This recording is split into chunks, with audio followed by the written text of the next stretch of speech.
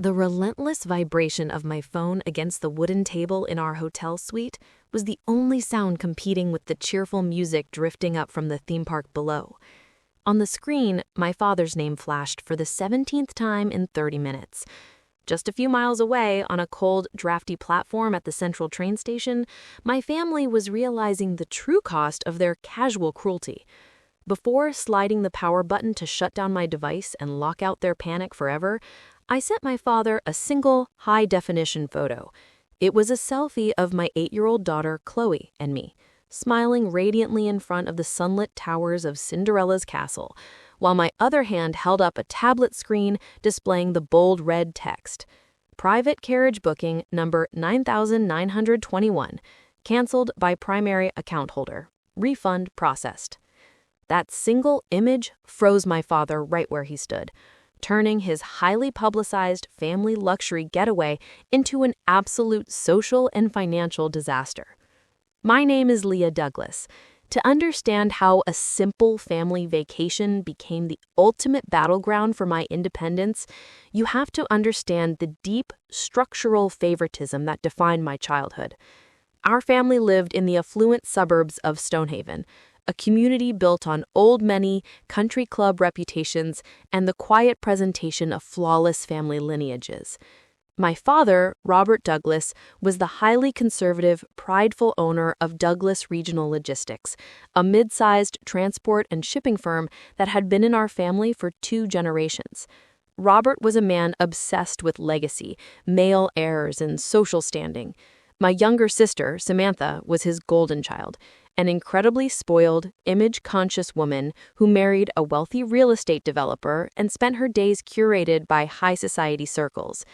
Because I was quiet, deeply academic, and preferred studying computer science over attending superficial country club luncheons, my father treated me as a permanent disappointment. While Samantha was gifted private school educations, designer wardrobes, and a European sports car for her high school graduation, I was expected to fund my own path. I worked my way through a rigorous software engineering and logistics management degree entirely on merit-based academic scholarships and late-night freelance coding jobs. When I graduated, my father reluctantly offered me a low-paying, entry-level database position at Douglas Regional Logistics, treating my employment as a form of paternal charity, while paying me a fraction of the market rate. For 6 years, I quietly worked in a windowless office, designing the proprietary digital scheduling and route optimization software that kept his entire shipping fleet operational. My father and sister took all the public credit, presenting my advanced systems as a testament to my father's brilliant leadership at regional business summits. I endured the disrespect in silence, keeping my head down because I was focused on building a secure, independent future for my 8-year-old daughter, Chloe. Having raised her as a single mother after her father walked away before her birth, Chloe was my absolute world. She was a gentle, brilliant child who inherited my love for reading and quiet observation, which, unfortunately, made her a prime target for my family's emotional exclusion. While my family believed I was a struggling, underpaid employee barely getting by in a modest rental apartment, I had spent the last 4 years quietly building my own independent software firm, Apex Route Solutions. I had successfully patented a series of advanced AI-driven transit algorithms that completely revolutionized commercial freight efficiency. My independent business was highly lucrative, generating millions in annual revenue, but I kept my ownership completely hidden behind a secure legal trust and a team of elite corporate attorneys. I wore the same simple clothes, drove a reliable but modest hatchback, and let my family believe whatever convenient lies kept them satisfied, using their complete underestimation of my worth as the ultimate shield for my privacy. The conflict that shattered our fragile family dynamic began 3 months ago when my father announced his plans for the Douglas family centennial vacation. To celebrate the company's anniversary, Robert wanted to host a highly publicized, ultra-exclusive train journey through the mountain passes of the Pacific Northwest. The trip was designed to be a massive networking event with local politicians, prominent shipping executives, and high society journalists joining us on the journey. The centerpiece of the trip was the reservation of the Grand Vista Imperial, a historic private luxury train carriage that cost a staggering $45,000 to reserve for the private tour. Because my father's regional logistics firm was secretly drowning in massive operational debts due to his outdated technology and Samantha's constant siphoning of corporate funds for her personal lifestyle, Robert could not actually afford the $45,000 deposit. Desperate to maintain his public image of wealth, he cornered me in my office, begging me to use my internal logistics connections to secure a steep discount or use my personal corporate booking credits. Wanting to ensure my daughter, Chloe, got to experience a beautiful, memorable vacation, I agreed to help. What my father did not know was that I didn't just secure a discount, I used my private corporate account at Apex Route Solutions to purchase the entire Grand Vista Imperial carriage reservation in cash. The legal booking, the corporate vouchers, and the boarding passes were registered solely under my private business profile, making me the ultimate legal owner of the reservation. The night before the grand departure, our entire family gathered at my father's spacious suburban estate to pack the luggage and prepare for the early morning boarding. Chloe was bursting with excitement, wearing a beautiful blue dress she had carefully picked out for the trip and clutching a small journal she wanted to use to document the mountain scenery. Samantha and her husband arrived shortly after, accompanied by their 10-year-old daughter, Lily. Lily was a highly entitled, competitive child who had been raised to believe that whatever she wanted, she deserved to have immediately. As we were organizing the luggage in the main foyer, Samantha's daughter, Lily, suddenly launched into a loud, dramatic tantrum. She had realized that her best friend from school was hosting a birthday party at a high-end luxury resort that weekend, and she was furious that she had to go on a boring family train trip instead. To soothe her daughter's temper, Samantha casually suggested that they invite Lily's best friend, Mia, to join them on the private train carriage.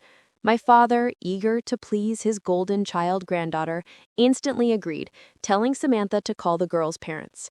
However, a major logistical problem immediately arose. The Grand Vista Imperial carriage had a strict, legally mandated passenger capacity of exactly 8 people for private overnight journeys. And with the addition of Mia, we were now 1 passenger over the limit. The railway authority had made it clear that there would be absolutely no exceptions to this safety regulation. My father walked into the living room where Chloe was quietly reading her book. He stood over my 8-year-old daughter, his features hardened into a look of cold, pragmatic authority. He looked down at her and said, "Chloe, can you stay home this weekend? Your sister's daughter wants her friend Mia to come along, and there simply isn't enough room for everyone in the private suite." Chloe's eyes instantly filled with tears. She clutched her book tightly to her chest, her voice trembling as she whispered, "But, Grandpa, I've been waiting for this trip for months. I already packed my bags." Before I could even step in, my mother, Beatrice, walked into the room adjusting her expensive pearl necklace. She looked at my crying daughter with a cold, dismissing wave of her hand and added, "Oh, stop crying, Chloe. You're old enough to give up your spot for your cousin. Lily's happiness is very important for the family's social standing this weekend, and you would probably just get bored on the train anyway. Your mother can easily stay home with you and you can watch a movie instead." My sister, Samantha, let out a soft, mocking chuckle from the hallway, whispering to her husband about how my daughter always managed to make everything about herself. I felt a wave of absolute freezing clarity sweep through my mind. In that single, quiet moment, the last remaining thread of biological obligation I felt toward these people completely withered away. I realized that my father and mother did not view my daughter as a beloved family member. They viewed her as an inconvenient asset that could be discarded the moment their golden child's family demanded more space. I did not scream, I did not launch into a chaotic argument, and I didn't waste a single drop of my energy trying to explain to my parents how monstrous their behavior was. I gently knelt down, wiped the tears from Chloe's cheeks, and took her small hand in mine. "Don't worry, sweetie. I said, my voice incredibly calm and steady. "We are leaving." I carried Chloe's luggage back down the stairs, packed our bags into the trunk of my car, and drove away from my father's estate in the quiet darkness. As we drove down the highway, I looked over at my daughter's sad, quiet face and made a silent vow. I would show her that she was worth more than their scraps, and I would dismantle the financial pedestal my family stood on before the sun rose. While Chloe slept in the passenger seat, I made a hands-free call to my private executive assistant at Apex Route Solutions. "Cancel the Grand Vista Imperial private carriage booking immediately," I instructed, my voice flat. "Process the full refund back to our corporate account. I also want you to contact the luxury VIP concierge service at Disneyland. Book us the ultimate, all-inclusive private VIP tour, a luxury suite at the Grand Californian Resort, and first-class tickets for the earliest flight tomorrow morning." By 3 a.m., the cancellation of the train carriage was officially finalized by the Transit Authority, and the full $45,000 refund was safely back in my corporate treasury. At 6 a.m., Chloe and I boarded a first-class flight to California. By the time the sun was fully shining over Anaheim, my daughter's sadness had completely evaporated, replaced by absolute wonder as she walked through the VIP gates of Disneyland, greeted personally by a private tour guide and her favorite characters.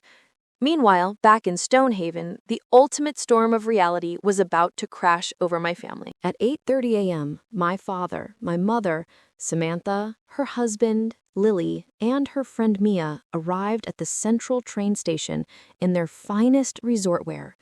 They were accompanied by several prominent local logistics clients and a high society journalist whom Robert had hired to write a feature piece on the Douglas family legacy. They marched proudly toward the private boarding platform, expecting to be ushered into the opulent, mahogany-paneled luxury carriage with champagne and red carpet service. When they presented their digital boarding passes to the chief conductor, the terminal scanner flashed a bright, solid red. The conductor frowned, reviewed his system, and informed my father that the reservation for the Grand Vista Imperial had been officially canceled by the primary corporate account holder at midnight, and that the carriage was no longer scheduled to be attached to the morning train. My father's face turned an unnatural, ghostly shade of white as he demanded to speak with the station manager, claiming there had been a severe administrative error. He tried to log into his corporate booking profile, but because the entire trip had been funded and registered through my private business account, he had absolutely no authority to access or reinstate the booking. The local developers and politicians they had invited began whispering among themselves, looking at my panicked father with a mixture of embarrassment and disgust, while the journalist quietly packed away her camera. That's the moment my father's phone began to vibrate violently with his frantic calls to me. He called once, twice, 10 times, his text messages shifting rapidly from demanding my immediate presence to pleading with me to fix the system error before his business reputation was completely destroyed. I sat in a beautiful, shaded courtyard inside Disneyland, watching Chloe laugh as she met her favorite princess. I pulled out my phone, took a beautiful, radiant selfie of the two of us with the magnificent castle towering behind us, and attached a digital screenshot of the cancellation receipt showing the $45,000 corporate refund. I sent the single photo to my father, typed a final, unshakable text message, and powered down my device. Enjoy the platform. We are with Mickey. The moment my father received that photo and read those words, he froze right where he stood on the crowded station platform. The crushing realization that his quiet, underpaid daughter was the sole financial force holding his entire public reputation together physically paralyzed him. The local developers and politicians, realizing that Robert Douglas had lied about his financial capacity and had stranded them at a public train station with canceled tickets, turned around and walked away, completely cutting their professional ties with Douglas Regional Logistics. The economic and social fallout over the next month was swift, absolute, and beautifully poetic. Without the $50 million regional shipping contract my father had hoped to secure during that vacation networking event, his struggling logistics firm completely imploded under the weight of its outstanding debts. The commercial banks moved quickly to foreclose on his corporate credit lines, seizing their expensive shipping trucks and the family's suburban estate to settle the mounting liabilities. Samantha's husband, facing his own severe real estate losses, was forced to file for personal bankruptcy, and their family was evicted from their luxury home. Exposed to the community as a complete fraud who had humiliated his own granddaughter for a social media stunt, my father was forced to retire in absolute disgrace, his public reputation permanently destroyed beyond repair. Meanwhile, I quietly transitioned my software firm, Apex Route Solutions, into a magnificent, light-filled modern headquarters overlooking the city's skyline. I used my logistics algorithms to secure the very municipal transport contracts my father's firm had lost, hiring their former, hard-working truck drivers and paying them the respectful, competitive wages they deserved. I purchased a breathtaking historic home surrounded by peaceful, rolling green hills, creating a beautiful, secure sanctuary for Chloe, where she was surrounded by real, unconditional love and a massive library of books she could read in absolute peace. Educational lesson. This story illustrates a profound sociological and psychological truth. The systemic favoritism and emotional exclusion often found in narcissistic family systems are inherently unsustainable. When a family structure prioritizes superficial optics and genetic favoritism over genuine human character and mutual respect, it creates a fragile environment built entirely on deception. True intellectual and professional capability cannot be simulated through empty designer labels or social media clout.